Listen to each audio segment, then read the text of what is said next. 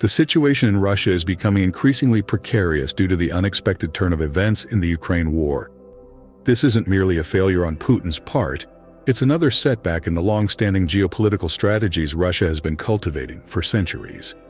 If Russia loses the war in Ukraine, we might witness the historical dismantling of the Russian Federation once again. The question is, can Putin, who fears this outcome the most, manage to preserve the Russian Federation?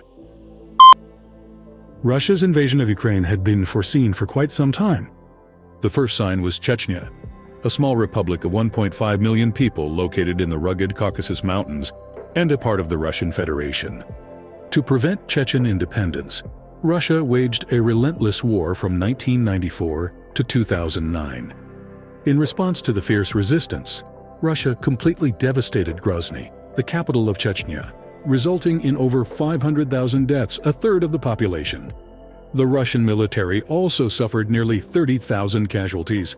Russia was willing to sustain significant losses to prevent Chechen independence. The second sign was Georgia, a former Soviet territory beyond the Caucasus Mountains. In April 2008, Georgia declared its intention to join NATO, and, in response, Russia invaded Georgia in August of the same year. The conflict was swiftly resolved in just 3 days, with Georgia being forced into submission. Along with Georgia, another country announced its intent to join NATO on the same day. That country is Ukraine. Russia had wanted to deal with Ukraine earlier, but due to its larger size, more preparation was needed. In 2014, Russia sent a more direct warning by annexing Crimea than a part of Ukraine. Nevertheless, Ukraine persisted in its NATO aspirations, prompting Putin to finally initiate the Ukraine war. What do Chechnya, Georgia, and Ukraine have in common that drives Russia to the point of war? The answer is geopolitics. Russia has been obsessively focused on two things for centuries: natural barriers and buffer zones. Chechnya, being a part of its territory, along with Georgia and Ukraine, represent both natural barriers and buffer zones for Russia. A core strategy of Russia's national security has always been to keep its borders as far from its capital, Moscow, as possible. Moscow, despite its fertile lands, is vulnerable due to its location in a flat plain with no natural defenses against invasions. This vulnerability led Russia to expand its territory over hundreds of years until it reached natural barriers.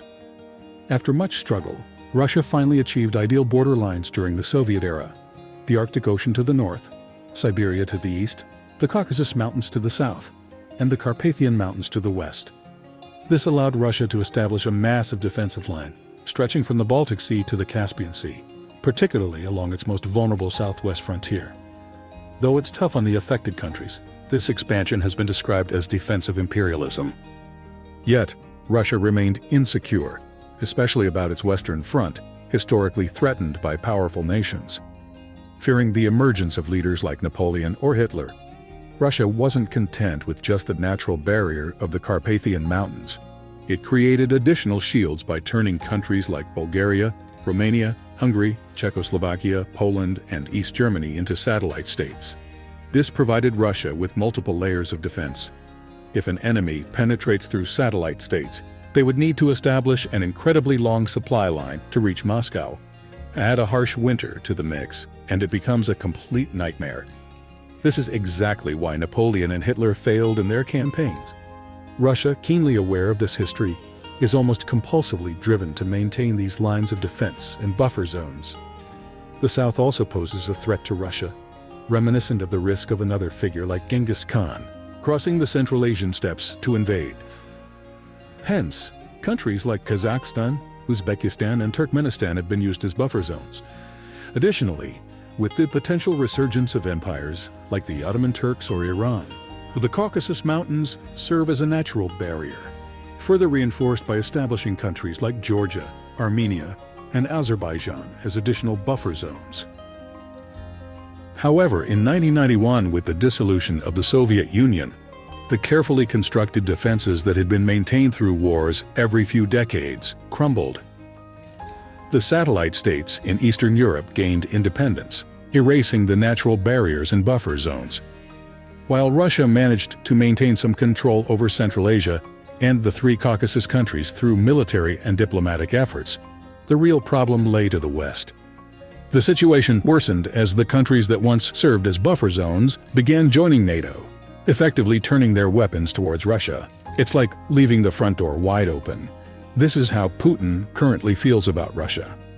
He had wanted to secure this door earlier, but lacked the economic, military, and political resources. However, Putin's extended rule, coupled with national support and the wealth accumulated from rising energy prices, has led him to hastily attempt to close this door, resulting in the current situation in Ukraine. So why Ukraine specifically?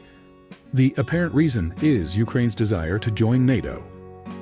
For Russia, the mere thought of Ukraine joining NATO is terrifying. If medium-range ballistic missiles were deployed in places like Kharkiv in eastern Ukraine, Moscow would come within striking range.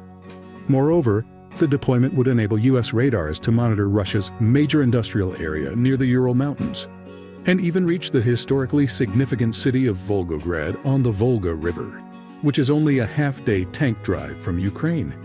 This means that in the event of a conflict, one of Russia's crucial cities could fall within half a day, given the absence of any significant obstacles between Ukraine and Volgograd. In addition to these direct reasons, a deeper reason for Russia's interest in Ukraine is again geopolitics. Geopolitically, Ukraine holds immense strategic value for Russia, more so than for any other country. This becomes clearer when you look at Ukraine's borders. Russia, recognizing Ukraine's importance early on, granted significant territories to Ukraine during the Lenin and Stalin eras. Firstly, Russia transferred the Donbas region and the Crimean Peninsula, which were part of Russian territory, to Ukraine. This historical context explains why Russia annexed Crimea early on and why it currently claims sovereignty over the Donbas region in the ongoing war. However, there's an even more crucial area for Ukraine, indicated here on the map. Typically, national borders are drawn along mountains or major rivers. But if you look at this map, you'll notice that Ukraine's border extends just beyond the Carpathian Mountains, a region cherished by Russia. This land, historically not part of Ukraine, was given to Ukraine by Stalin, trusting in their shared heritage. This area is strategically vital for Russia and a thorn in the side for Eastern Europe. Through this land, Russia could swiftly advance across the Pannonian Plain to countries like Hungary, Romania, Serbia, Austria, and the Czech Republic. There's another similar region of interest, where southwestern Ukraine meets the Black Sea, specifically the part of the Danube Plain located at the mouth of the Danube River. Like the previous region, this land was also gifted by Russia. Holding this territory allows Russia to easily block enemies attempting to bypass the Carpathian Mountains. Conversely, it provides a route for Russia to rapidly advance southward through the plains towards Romania, Bulgaria, and Turkey. Russia has invested a tremendous amount of effort into Ukraine, even going as far as ceding land to it. This is why Putin feels a profound sense of betrayal over Ukraine's attempt to join NATO. It's this sense of betrayal, combined with the desire to resolve geopolitical issues and make an example, that led to the invasion of Ukraine. Meanwhile, Ukraine, tired of long-standing Russian interference, has surprisingly held its own, putting Russia in a difficult position. Russia's consistent core security strategy has been to keep Moscow, which lies in a vast plain as far away from its borders as possible. This strategy led to Russia becoming the largest country in the world. However, expansion inevitably leads to friction with neighboring countries, costing a lot in terms of money, diplomatic energy, and human lives. Maintaining such a vast territory is also incredibly costly. Russia operates a large military force, including 1 million active soldiers and 2.5 million reservists, totaling 3.5 million. This is coupled with significant military expenses, including weapons development. The dissolution of the Soviet Union in 1991 was partly due to astronomical military spending. Economic sanctions against Russia are likely to intensify, and the United States can potentially manipulate global energy prices, which are Russia's primary source of income. This suggests an impending economic crisis for Russia. Furthermore, if Russia loses the war in Ukraine, it might not just be a geopolitical issue, but could lead to a second disintegration of the Russian Federation. Especially if regions like Chechnya, along with other republics in southern Russia that have sought independence, start to break away, Russia would have to worry about both its front and back doors. Thus, Russia faces a Sisyphean dilemma. It must expand its territory for security reasons, but this expansion brings its own set of security and economic challenges. This has led some to refer to Russia's geography as cursed geopolitics. Knowing this all too well, it is unlikely that Putin will simply withdraw from Ukraine. The unfolding events in Ukraine are indeed a cause for great concern.